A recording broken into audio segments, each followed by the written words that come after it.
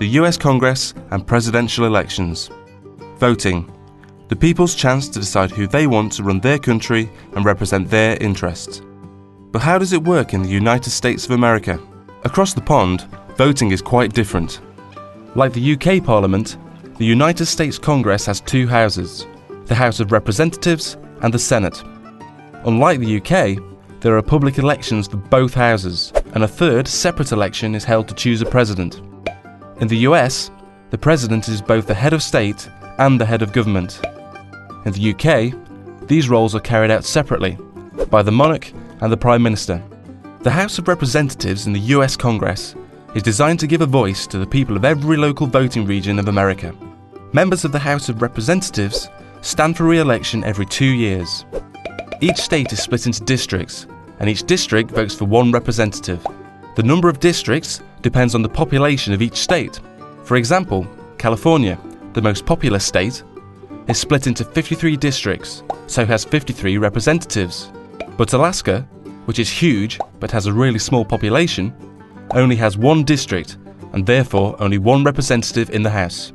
Like the UK House of Commons, the election system is first past the post, so the candidate with the most votes in each district wins a seat in the House of Representatives. The party that wins a majority of seats in the House takes control. The ideal situation for a president is that the House is controlled by their own party. However, with elections held every 2 years, there's always a midterm election in the middle of a president's time in office. If the public thinks that the president's not doing a great job, they can vote in more members of the opposition party, making it more difficult for the president to pass laws. The Senate in the US Congress, like the House of Lords in the UK Parliament, is sometimes called the upper house.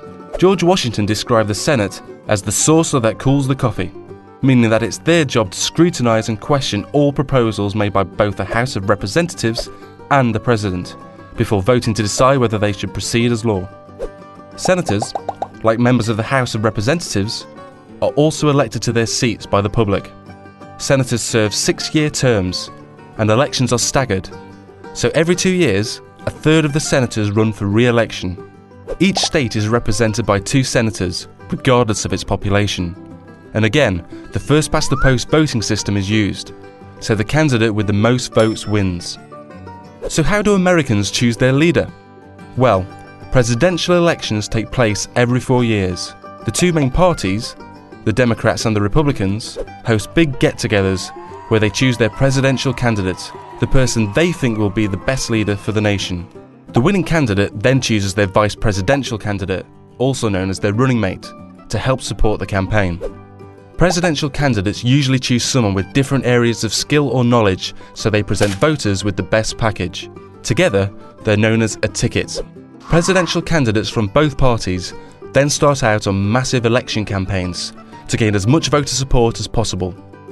They travel across the country and hold great big campaign rallies where they set out their policies and their ideas for the whole country. These campaigns cost money, lots of it, so both candidates have large campaign teams who help raise the tens of millions of dollars needed to keep them afloat. When it comes to election day, the public go to the polls to vote for one presidential ticket. So far, so easy. However, the public don't vote directly for their choice of president. Instead, a system called the Electoral College is used. Each state is allocated a number of electors that will make the final choice. A state has the same number of electors as it does senators and representatives. In most states, all the electors will vote for the presidential ticket which received the most support in the public vote. Finally, the presidential ticket with the most Electoral College votes becomes President and Vice President of the United States of America. So that's how things work in the US. A democracy like the UK, but on a much larger scale.